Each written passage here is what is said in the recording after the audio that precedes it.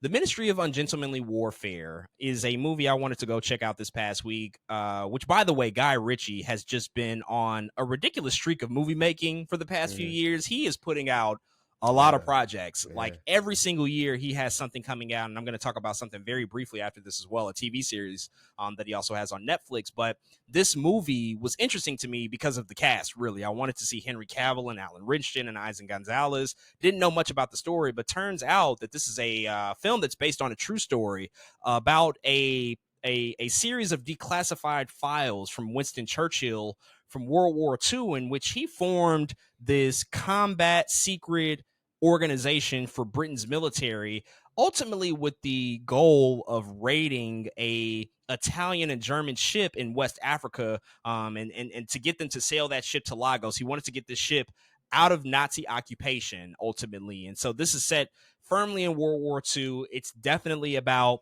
a group of British soldiers essentially going against Nazis. And this group is comprised of a motley crew of rogues and mavericks, and their methods are considered unconventional or ungentlemanly, to say the least. That's really kind of the purpose of the title. But also a part of this committee who formed this group alongside Winston Churchill was Ian Fleming. And if you know the name of Ian Fleming Mhm. is the creator of James Bond. And so this is all based on factual stuff that happened. And these declassified files only came out a few years ago. They were hidden, I think, for decades and decades. And I believe it might have been 2018 or 2019. Probably somebody in the comments can fact check that. But they just recently came out to reveal this story.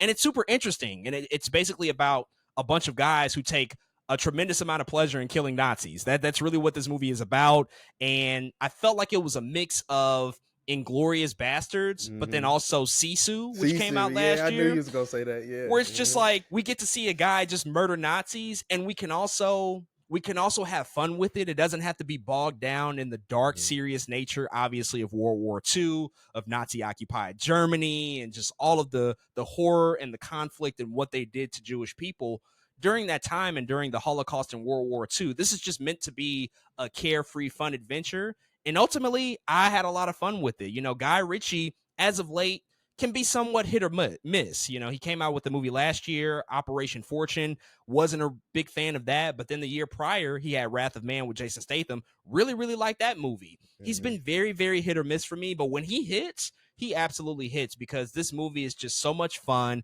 The cast is great. Henry Cavill is having a great, great time in this film. It looks like he's just having a ton of fun. Alan Richton, man, I love him. He's in Reacher, and He's basically they great. take the best parts about him and Reacher and they bring it over to this movie. He is amazing at killing. He's just an unstoppable killing machine.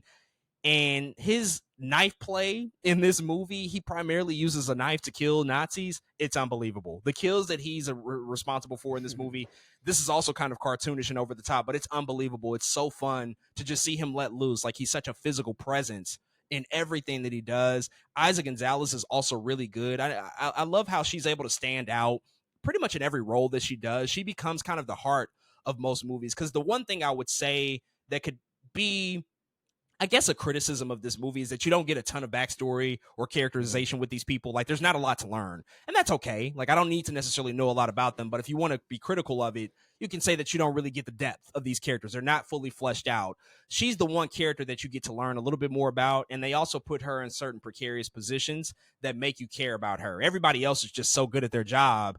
They're not really ever, it doesn't ever feel like that they're threatened. It doesn't necessarily feel Mhm. like that they're going to lose their life, but she's put in positions that I think are very smartly and intelligently done to get us to care about her and to make us want to make sure that she's going to be okay on the other side of this. And so that's the one criticism about the characters, but be that as it may, this is just a really fun film, again, about, something that could be considered dark and very serious in tone. But Guy Ritchie, he just knows how to infuse certain stories with his brand of comedy and his brand of violence. And I thought that everything here, from a tonal standpoint, from an action standpoint, from just a gratuitous violence standpoint, to just, let yourself let go and have fun with this, it was really, really good. There's some really good action, some excellent kills, a lot of fun chemistry between the ensemble cast of characters. Henry Golding is also in this. He's really good as well. Overall, just had a really good time with it. And Guy Ritchie, when he's operating in this mode, when he's focused and he just takes something and has fun with it, that's when I like him best. And I think that he's sort of reached a new area of his career that I'm interested to continue to see evolve and develop, because he had such high highs in the beginning with Lock, Stop, and Two Smoking Barrels and Snatch. Like, those were such great movies. Now he's Mm-hmm. obviously morphed into a different type of filmmaker. And after what he did in 2019, making Aladdin and making that a billion-dollar movie, he can kind of do whatever he wants. And you can tell that he's just kind of doing whatever he wants. But I love when he can just, stick with his brand of comedy and action and violence and really excel and make it as great as it can be. So had a lot of fun with this. It exceeded all my expectations, and definitely can't wait to watch it again in the future.